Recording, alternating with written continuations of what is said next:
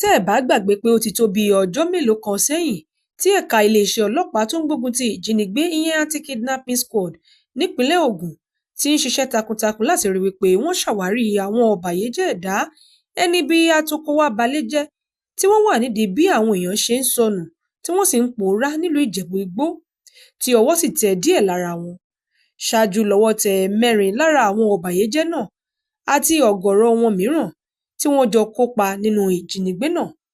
Lórí ìkànnì yìí láti láǹfààní láti ṣe àfihàn àwọn tí ọwọ́ ti tẹ̀ ṣáájú náà, ṣùgbọ́n a láyọ̀ láti sọ fún yín pé gbogbo wọn pátá ni ọwọ́ ti tẹ̀. Èpè rabandẹ̀ àti àwọn ọ̀rọ̀ kòbákùngbé ògúlùtú ọ̀rọ̀ làwọn èèyàn ń sọ ṣọwọ́ sí àwọn ẹni ibi náà tí wọ́n sì ń gbé wọn ṣépè tọmọtọmọ. Àwọn mìíràn tí ẹ̀ ń sọ wípé níṣe ló yẹ kí wọ́n fi ẹ̀yìn wọn ti àgbá. Àwọn kan ní ó yẹ kí wọ́n lọ yẹgi fún wọn ni. Wọ́n ní kò yẹ kí wọ́n gbé àárín ìlú nítorí wọn kì í ṣèèyàn. Àwọn kan ní ó yẹ kí wọ́n lọ pa wọ́n sójúde ilé baba wọn ni, tàbí kẹ̀ kí wọ́n lọ gbá wọn mọ́ kèrèmáǹjẹ ẹ̀wọ̀n gbére. Bẹ́ẹ̀ bí wọ́n bá ṣe ìdájọ́ èyíkéyìí táwọn èèyàn ń sọ yìí fún àwọn kọlọ̀rọ̀sí ẹni ibi ẹyẹ tí ń musàn yìí kò má burú jù, bẹ́ẹ̀ kò léèwọ̀ nítorí irú ìwà ìkà àti ọ̀dájú tí wọ́n hù. Ìyàtọ̀ sí wípé wọ́n jí àwọn èèyàn gbé, àwọn ikọ̀ yìí dájú ju ọṣẹ lọ débi wípé tí wọ́n bá jí èèyàn gbé, níṣe ni wọ́n máa ń kọ́kọ́ pa wọ́n. Tí wọ́n bá ti pa ẹni tí wọ́n jí gbé tán, wọ́n á ṣẹ̀ṣẹ̀ wá máa béèrè owó ìtúsílẹ̀ lọ́wọ́ àwọn mọ̀lẹ́bí tí wọ́n jí gbé. Wọn kì í dáríjì àwọn tí wọ́n jí gbé. Kò sí ìtúsílẹ̀ nínú ọ̀rọ̀ wọn lórí àwọn tí wọ́n bá jí gbé. Pípa ni wọ́n máa ń pa wọ́n. Tí wọn ò bá rí àwọn tí wọ́n jí gbé ọ̀hún náà mọ́lẹ̀ lóòyẹ̀, wọ́n á jù wọ́n sínú kànga tómi wà láì tíì kú. Ẹ rí wípé àwọn gan la bá máa pè ní èṣù, ìkà àti òdóró. Bákan náà ló jẹ́ pé bí àwọn ọkọ̀ burúkú yìí ṣe fẹ́ẹ̀ tó 10 níye, ó fẹ́ẹ̀ jẹ́ wípé 6 lára wọn ló jẹ́ ọmọ bíbí ìpínlẹ̀ Ebonyi. Ṣùgbọ́n ṣá o, kì í ṣe ìròyìn mọ́ báyìí wípé gbogbo wọn pátá ni ọwọ́ ti tẹ̀, tó fi mọ́ obìnrin tó wà láàrin wọn. Ǹjẹ́ jẹ́ mọ̀ wípé obìnrin yìí tún jẹ́ ìyàwó fún ọ̀kan lára àwọn tí wọ́n jọ ń ṣiṣẹ́ láabi. Arábìnrin yìí òun ló tọ́ka sí ọ̀kan lára àwọn tí wọ́n jí gbé, léyìí tó jẹ́ ọ̀gá tí òun náà ń gba ọjà lọ́wọ́ rẹ̀. Ó máa ń sábà gba pọ̀nmọ́ lọ́wọ́ arábìnrin tí wọ́n jí gbé ọ̀hún látàrí wípé ó jẹ́ òǹṣòwò pọ̀nmọ́ súnsun. Bákan náà ló jẹ́ pé arábìnrin tí wọ́n jí gbé ọ̀hún ló jẹ́ gbajúgbajà òǹṣòwò pọ̀nmọ́ tó sì ní àwọn ọjà míì tó ń ṣe. Arábìnrin èyí tó jẹ́ ọ̀kan lára àwọn etí ọba ńlé etí ọba lóko fún àwọn ikọ̀ ajínigbé ló jẹ́ ìyàwó ọ̀kan lára wọn. Kódà ó sọ di mímọ̀ wípé nínú ikọ̀ ajínigbé ọ̀hún, yàtọ̀ sí ọkọ òun, ó tún ní àbúrò ọkọ òun kan tó jẹ́ pé òun gan lábẹ́núgọ́ nínú wọn tí òun náà wà nínú ikọ̀ àwọn ajínigbé. Wọ́n wá sọ ìwà burúkú ìjínigbé ìpànìyàn di òwò mọ̀lẹ́bí tí wọ́n ń ṣe. Àwọn gan ni wọ́n wà nídìí ìjínigbé tó ń wáyé nílùú Ìjẹ̀bú Igbó àti agbègbè láti bí ọdún kan sẹ́yìn. Kódà ọ̀rọ̀ náà burú jáì débi pé àfi bí ẹgbìnrin ọ̀tẹ̀ bá ṣe ń pàkan nìkan tún rúwé. Bá ṣe ń pariwo pé wọ́n jí lágbájá gbé, lọ́wọ́ tí yìí ò tíì tán tí wọ́n ì tíì sinmi, ni wọ́n tún máa kígbe pé wọ́n ti ń wá tàmẹ̀dù, wípé tàmẹ̀dù náà mà ti pòórá bí sóò. Làkàṣègbè ìyẹn gan náà ò ní gbẹ̀yìn o. A ní kí ló ṣubú tẹ òun lórí wípé àwọn èèyàn kan ń dàwátì láì kì í ṣe òkìní. Láì mọ̀ pé àwọn ikú ń bọ́ mọ́rin ọmọ òfura làwọn ìkà ẹṣin òkọ̀kú ẹ̀dá tí wọ́n tún ń bá àwọn èèyàn gbé papọ̀ nínú ìlú, tó sì jẹ́ pé àwọn náà ni wọ́n ń ṣe ṣùtá. Àwọn ni wọ́n ń gbé inú òkùnkùn tafà sí ìmọ́lẹ̀ láàrin ìlú. Àwọn ní ìkòkò panipani tó wọnú ìlú tó ń jí àwọn èèyàn gbé tó tún pa wọ́n nípakúpa. Bẹ́ẹ̀ tí ìṣẹ̀lẹ̀ yìí bá ṣẹlẹ̀ tán, wọ́n wà lára àwọn tí wọ́n ń kèdárò tí wọ́n tún ń sunkún àwọn tí wọ́n ń wá, láì mọ̀ pé àwọn gan ni ọ̀bàyéjẹ́ tó wà nídìí ìwà ìkà yìí. Ọjọ́ Ẹtì ọjọ́ 9 ọdún 2024 ní ṣákíṣàkí dàdé lákòókò tí olúléeṣẹ́ ọlọ́pàá ìpínlẹ̀ Ògùn lábẹ́ àkóso kọmíṣánná ọlọ́pàá ìpínlẹ̀ Ògùn Abíọ́dún Alámùtú ṣàfihàn àwọn ọ̀bàyéjẹ́ ọ̀hún fojú wọn hàn fáwọn aráàlú láti mọ àwọn èèyàn ibi tó ń da àlàáfíà ìlú láàmú. Kọmíṣánná Alámùtú tó bá àwọn oníròyìn sọ̀rọ̀ lákòókò tí wọ́n ṣe àfihàn àwọn ọ̀daràn náà lólú iléeṣẹ́ ọlọ́pàá tó wà ní Eléwéran gbóríyìn fún ẹ̀ka iléeṣẹ́ ọlọ́pàá tó ń gbógun ti ìwà ìjínigbé lábẹ́ ìṣàkóso ọ̀gá ẹ̀ka náà ìyẹn SP Adaramola Òjó. Bákan náà ni Alámùtú tún mẹ́nu bà bí wọ́n ṣe rọ́wọ́ tó àwọn ajínigbé náà àti àwọn nǹkan tí wọ́n bá lọ́wọ́ wọn. Ó mẹ́nu bà bí wọ́n ṣe ń ṣiṣẹ́ láabi wọn, bí wọ́n ṣe ń jí àwọn èèyàn gbé tí wọ́n ń gbowó lọ́wọ́ wọn àti bí wọ́n ṣe ń pa wọ́n. Gbogbo ẹ̀ pátá ló ṣàlàyé kíkún. Kò tún ṣàì mẹ́nu bà àwọn nǹkan tí wọ́n bá lọ́wọ́ wọn gẹ́gẹ́ bí ohun irinṣẹ́ tí wọ́n ń lò. Àṣeyọrí ńlá kan rèé tí ẹ̀ka tó ń gbógun ti ìjínigbé ní ìpínlẹ̀ Ògùn lábẹ́ ọ̀gá wọn SP Adaramola Òjó ṣe. Ẹ máa láǹfààní láti wo bí gbogbo nǹkan ṣe wáyé lólú iléeṣẹ́ ọlọ́pàá ìpínlẹ̀ Ògùn lọ́jọ́ Ẹtì, bí wọ́n ṣe àfihàn àwọn ọ̀daràn ẹyẹ tí ń musàn àti àwọn ọ̀rọ̀ tí ẹni tó jẹ́ kọmíṣánná iléeṣẹ́ ọlọ́pàá náà sọ àti àlàyé kíkún lórí bí wọ́n ṣe rọ́wọ́ tó wọn. Bákan náà lẹ tún máa láǹfààní láti gbọ́ ọ̀rọ̀ lẹ́nu ọ̀kọ̀ọ̀kan lára àwọn tí ọwọ́ tẹ̀ náà. Ìkànnì Yorùbá Gidi TV rèé, ẹ máa bá wa ká lọ. Mo gbé ní Oko wa Tàlágà ẹni Ọ̀ṣun Ìjẹ̀bú-Ògùn. Ní Ìjẹ̀bú-Ògùn ní ìpínlẹ̀ Ògùn. Ọmọ ọdún mélòó ni ẹ? Wọ́n bí mi ní 89 to 39 ṣá. 89? July 18. Okay. So iṣẹ́ wo ló ń ṣe ní Ìjẹ̀bú-Ògùn? Iṣẹ́ kòkó. Mo gbé kòkó ni. Ok, onílẹ̀ ń bẹ? Mo ní ilẹ̀ tí mo gbé kòkó. Tó gbé kòkó sí? Ó ti tọ́dún wo tó ti ń ṣiṣẹ́ kòkó? Láti 2010 mo ti ń ṣe. Ok, so báwo ló ṣe dé tọlọ́pàá? Báwo ló ṣe di ara àwọn ajínigbé? Bí wọ́n ṣe dé tọlọ́pàá ṣe ó ṣẹlẹ̀ ní on March ní bọ̀bọ̀ kan ọmọ ìlú wa náà ni wọ́n ń pè ní Fáyìn. So ó wá sí àbáwá pẹ̀lú fóònù kan pé òun fẹ́ ta fóònù yẹn. So mo wá ní pé èmi ò rà. Ó wá lọ bá Mr. Chibeze akọ wa ra fóònù yẹn. So ta ni bọ̀bọ̀ kan yẹn? Bọ̀bọ̀ tó wá yẹn? Chibeze akọ ètò sọ̀rọ̀ bẹ́ẹ̀. So ni ọmọ Mike yẹn? So torí òun ló mú fóònù wá? Ifeanyi mú fóònù wá. So ìgbà tó mú fóònù wá pé òun fẹ́ ta ó wá ní pé èmi ò rà. Ó wá lọ mú fún Chibeze akọ yẹn pé ó rà. So ìyẹn wá ra fóònù yẹn. So lẹ́yìn yẹn ó wá mú fóònù yẹn fún Monday ọmọ iṣẹ́ mi pé kó delete pictures tó wà lórí fóònù yẹn kúrò. Ok, ọmọ iṣẹ́ ni Monday? Bó ṣe rà. So ìgbà tí Monday wá delete ẹ̀ tó ó wá mú fún ó wá ní pé kí Èké Peter àbúrò. Ta ni Èké Peter? Àbúrò ìyàwó mi. Ok, àbúrò ìyàwó ẹ̀ ní Èké Peter? Òun náà gbé pẹ̀lú mi. Òun kọ́ ló mú Monday wá sí ọ̀dọ̀ mi tí wọ́n á jọ gbé lọ́dọ̀ mi. So wá mú fún pé kó delete picture yẹn wá tó delete ẹ̀ tó wá ní pé Èké Peter kó ọ̀nà Oxford àbí Oxford fún ó wá ọ̀nà ẹ̀ wọ́n á jọ lò ṣá bí o máa torí mi ò lọ sí school. So ìgbà tó wá di bíi June torí lẹ́yìn yẹn mo wá travel.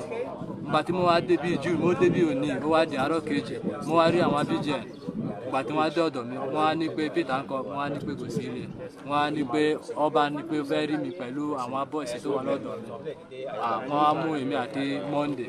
Ló wá bẹ̀rẹ̀ pé níbo ni Peter wà. Wọ́n ní pé Peter wà ní Ìjẹ̀bú-Ògùn. Ó lọ tó nǹkan kan ṣe ní orí báǹkì ẹ̀. Wọ́n á ní pé ṣé mo mọ ibi tó wà. Mo ní pé so wọ́n á mú wa lọ sí Ìjẹ̀bú-Ògùn. Bàtà dé ọ̀dọ̀ VGN wọ́n á pè nọ́mbà bọ̀bọ̀ tí Peter wà lọ́dọ̀ ẹ̀. So ìyẹn wá gbé kọ́ wọ́n á lọ bẹ̀ wọ́n á lọ mú Peter wá. Ìgbà tí wọ́n á mú Peter wá ìgbà tí wọ́n wá bẹ̀ lọ́wọ́ ẹ̀ pé fóònù ẹ̀ dà ó wá mú fóònù ẹ̀ fún. Wọ́n á ní pé fóònù ẹ̀ kejì dà ó wá ní pé fóònù ẹ̀ ọ̀kọ́ tóun lò nìyẹn o. So wọ́n á bẹ̀rẹ̀ láti máa nà án. Wọ́n á ní pé fóònù tóun lò nìyẹn.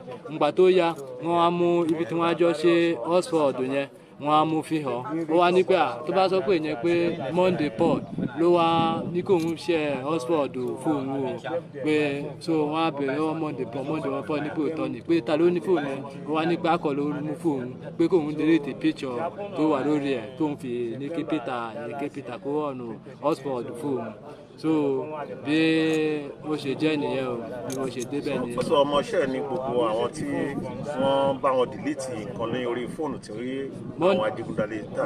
Monday Paul ló bá delete ìpele picture lórí fóònù èké Peter ó ọ̀nà Oxford fún Monday Paul èké Peter ọmọ àbúrò ìyàwó mi ni Monday Paul ọmọ iṣẹ́ mi ni ọ̀dọ̀ mi wọ́n jọ ń gbé so bọ̀tẹ̀ èèyàn tó ra fóònù gangan. àjọṣe wo ni wọ́n ní pẹ̀lú àwọn ìfẹ́yìn àwọn tó ń ṣiṣẹ́ ajínigbé àjọṣe wo lẹ́jọ́ yẹn. a ní àjọ kankan ju pé àwọn ọmọ ìlú wa ni. sọjọ́ máa ń ṣèpàdé ọmọ ìlú Ẹ̀bọ̀nyì ní Ìjẹ̀bú. ó ti o àwọn agbé ní táànù àwa wà lóko mítìn tá à ń ṣe lóko wọn pẹ̀lú wa ṣe o. ṣùgbọ́n mọ̀ wọn máa ń rí wọn ní àárín ìlú tẹ́lẹ̀. mo mọ̀ wọn tí bá rí wọn a máa jọ kí a torí a máa ríra nílé náà tá bá ríra nílé a máa jọ kí ara wa so bọ̀ tí bá ti rí wọn ní Ìjẹ̀bú tá bá jọ kí ara wọn bọ̀ tó ń ṣe tí wọ́n á ní pé wọ́n á ṣe wọ́n á ní pé fish pond pé wọ́n á ń gbẹ́ fish pond ni wọ́n mọ̀ wọ́n á ṣe pé wọ́n á ṣe. ó mọ̀ wọ́n pé wọ́n ń ṣiṣẹ́ ajínigbé. mo mọ̀ pé wọ́n ń ṣiṣẹ́. ìgbà wo ló wá mọ̀ pé iṣẹ́ ajínigbé náà ń ṣe kó tún digunjalè. ìgbà tí mo dé bíbáyé ní station ní bíbáyé ni tí wọ́n bẹ̀rẹ̀ láti máa bẹ̀rẹ̀ tí wọ́n ní pé ajínigbé ni wọ́n ṣe. ẹ̀kọ́ wo ló kọ́ nínú ìṣẹ̀lẹ̀ yìí. ẹ̀kọ́ tí mo kọ́ pọ̀ kọ́ lọ. kí ló fẹ́ kí ìjọba ṣe fún ẹ. mo fẹ́ kí àwọn aṣàánú mi nítorí láti tú.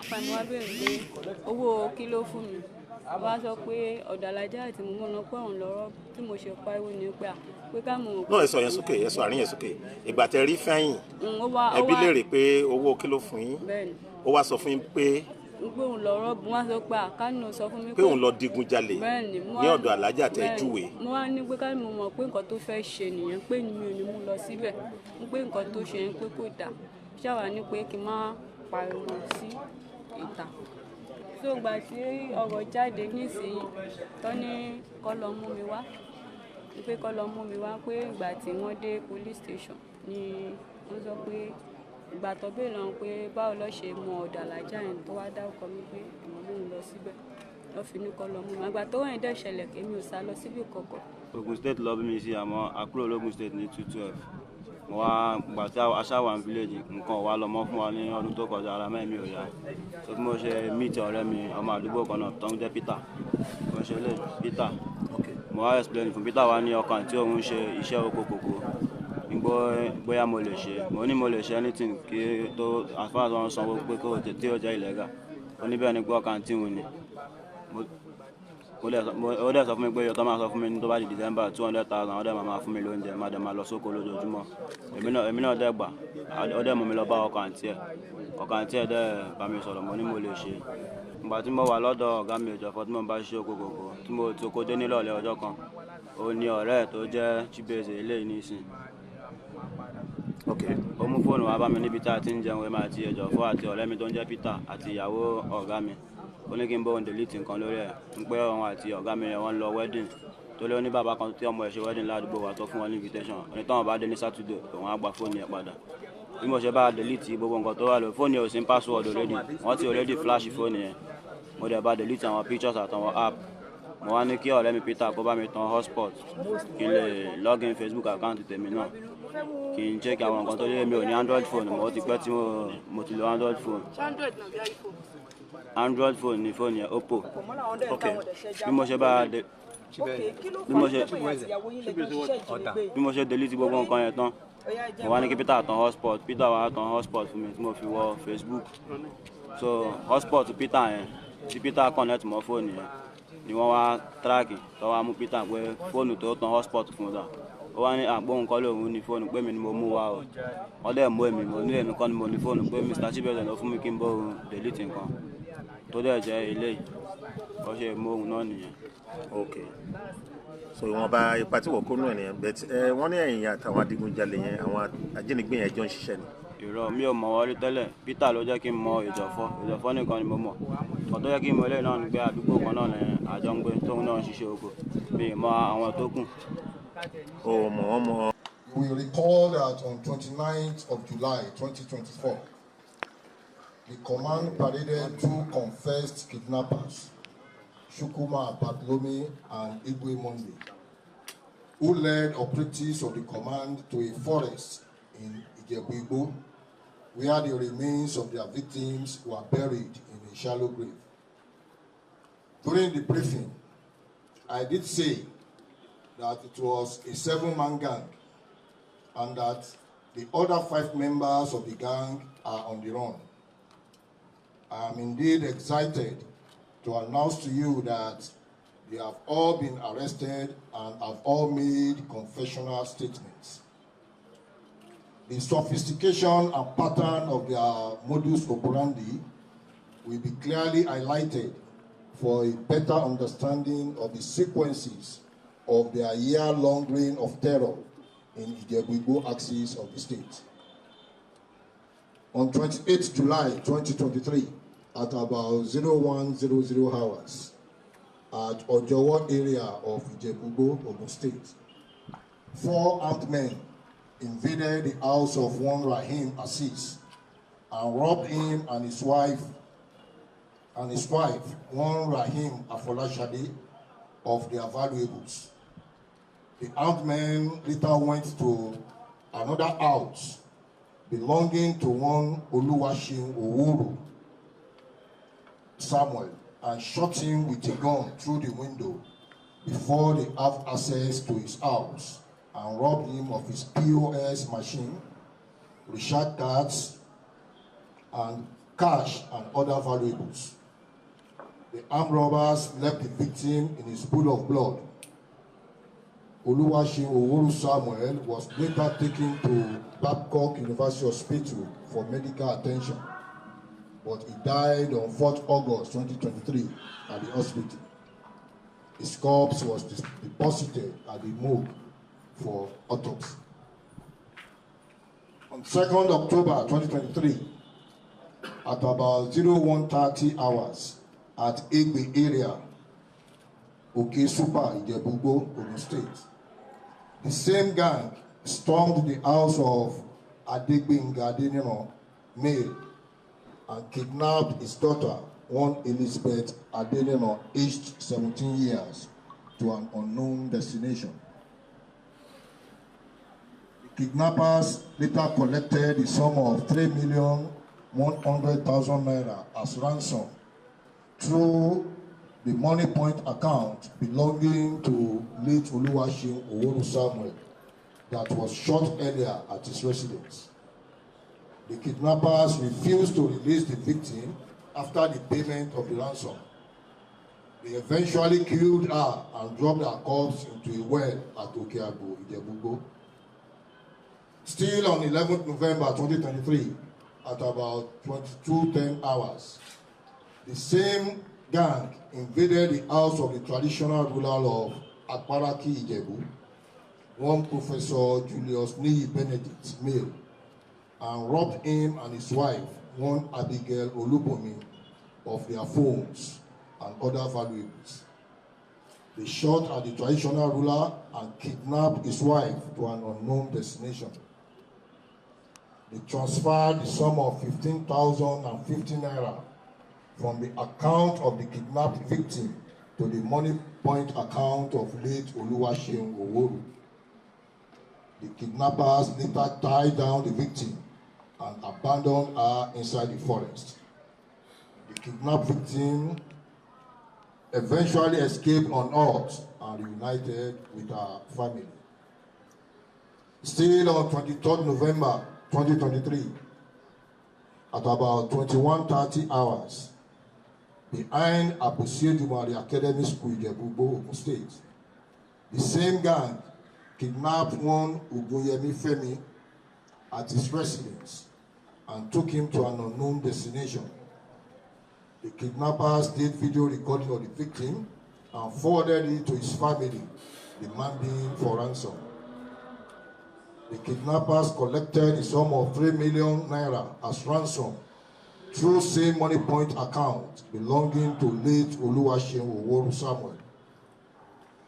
The kidnappers refused to release the victim after the payment of the ransom and eventually killed him, and his corpse was dropped to a shallow grave at Jakpara Forest, Ijebu State. The same gang kidnapped one Ogunyemi Femi at his residence and took him to an unknown destination.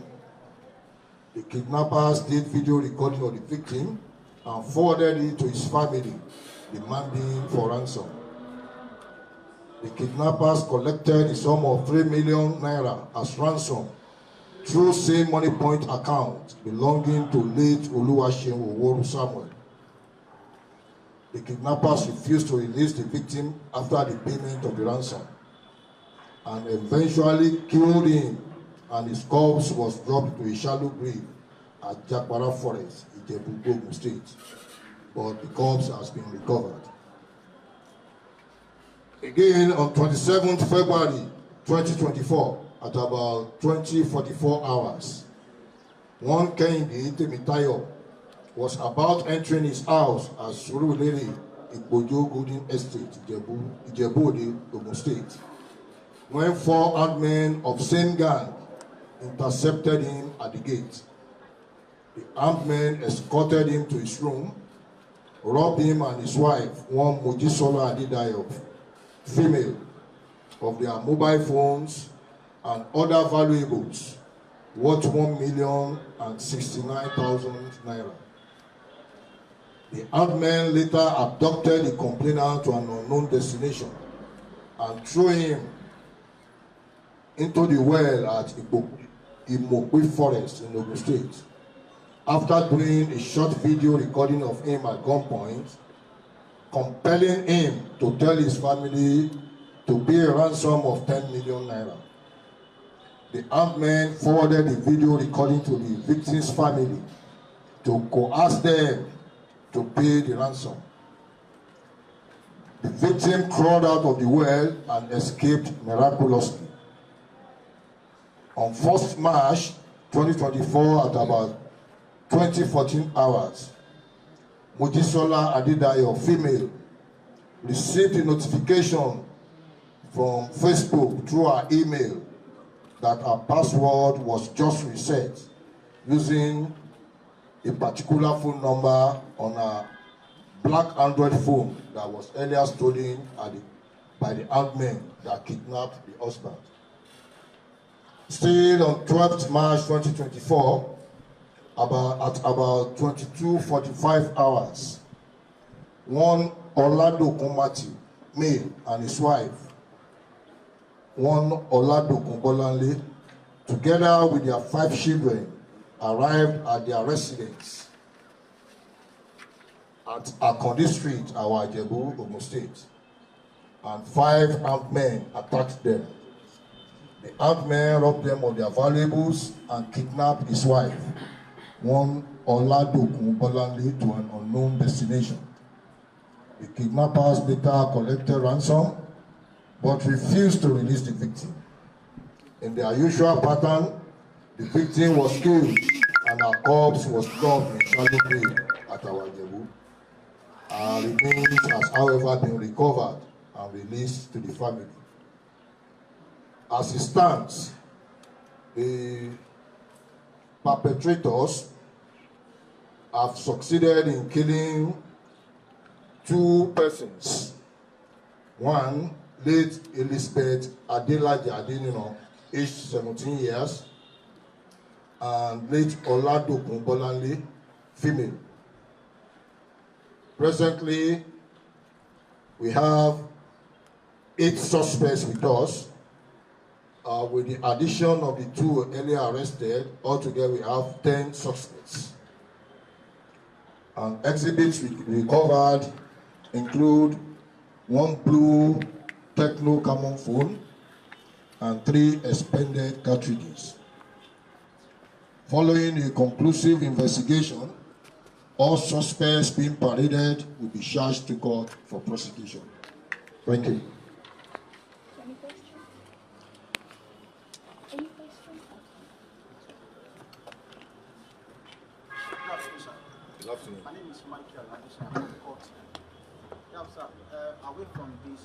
press conference.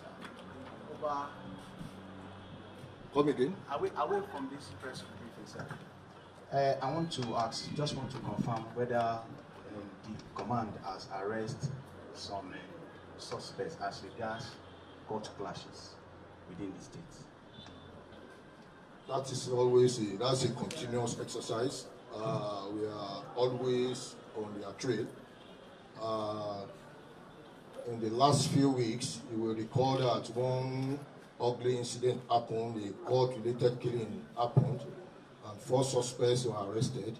Investigation is still ongoing. The moment it is concluded, they will be charged to court accordingly. Thank you, sir. It's a continuous exercise. Well done, sir. Most of the suspects paraded keep mentioning one Ifeanyi that he is the ringleader and is different from this Ifeanyi paraded. So are there efforts to have him arrested? I will appeal subsequently, because it's important we make press conference to update you of all our of the events and efforts we are putting in to unravel the author of particular crimes. But for particular reasons, we will not want to disclose, to have a discourse on such matter in the open. Just if you need the other information on that, you can see me in camera. We will update you accordingly on that. Thank you. Èwe ń jẹ́, èbò ń jẹ́, ìṣẹ̀ṣẹ̀ ń bẹ síbẹ̀ gidigidi. Ìwé ń jẹ́, egbò ń jẹ́, àwọn tọ́lọ́run fi ránṣẹ́ wá síbẹ̀. Lóòótọ́ wí bẹ́ẹ̀ jẹ́ bẹ́ẹ̀ tọ́lọ́run ọba ni. Ẹ wá wá àwọn tọ́lọ́run fi àṣírí ewé àtegbò lé lọ́wọ́. OEA herbs and shrub spices ni wọ́n ń jẹ́. Ilé-iṣẹ́ tó fi ìlànà ìgbàlódé ṣàgbékalẹ̀ ògùn ìbílẹ̀ tí yóò dùn lò fún gbogbo èèyàn láti ṣètọ́jú onírúurú àìsàn àtàrùn tí ń bá ní ìjà lágọ̀ọ́ ara. Ọ̀gọ̀rọ̀ èèyàn tó ń sunkún dọ́dọ̀ wọn ló ń rẹ́rìn ayọ̀ dúpẹ́ báyìí o. OEA herbs and shrub spices ni yóò fi wí àtegbò ṣètọ́jú àìsàn jẹjẹrẹ tá a mọ̀ sí cancer, ìtọ̀ ṣúgà, diabetes, hepatitis, àìsàn ẹ̀jẹ̀ ríru tá a mọ̀ sí hypertension, àìsàn rọpárọsẹ̀ tí ń dáni gúnlẹ̀ tá a mọ̀ sí stroke. Obìnrin tí ń sunkún lórí àìrọ́mọbí lójú ẹnu ọ̀rọ̀ rẹ̀ ti dayọ̀ tó bá ti délé iṣẹ́ wa. Ọmọkùnrin tátọ̀ rẹ̀ ti lẹ̀ tí ò lè dọmọ. Ìwọ ọlọ́mọkùnrin tó lè tàtẹ̀kọlẹ̀ múnú olólùfẹ́ rẹ̀ dùn. OEA herbs and shrub spices olú ilé iṣẹ́ wa wà ní Ìjẹ̀bú Òde ìpínlẹ̀ Ògùn, látúwà káàkiri àwọn orílẹ̀-èdè míì lágbàáyé. Ẹ máa pe 09150491169. OEA herbs and shrub spices. Ọlọ́run ló ń fún wa ṣe. Yorùbá Gidi TV. Yorùbá Gidi TV òun ni kẹ́ ẹ máa wò nígbà gbogbo. Ẹ fojú yín ló ń jẹ níbi tẹ́ ẹ ti lè kọ́gbọ́n, níbi tẹ́ ẹ ti lè rí àwọn àṣà Yorùbá tó yanjú.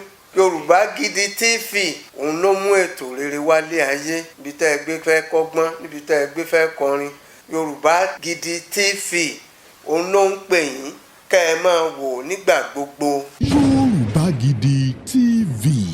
Ibi tá a ti ń fún yín láwọn nǹkan tẹ́ ẹ fẹ́, àwọn nǹkan tó ṣàǹfààní tó yẹ kẹ́ ẹ máa wò nígbà gbogbo, nígbàkigbà. Ìbẹ̀lẹ̀ wà yìí máa subscribe sí, tẹ subscribe sí.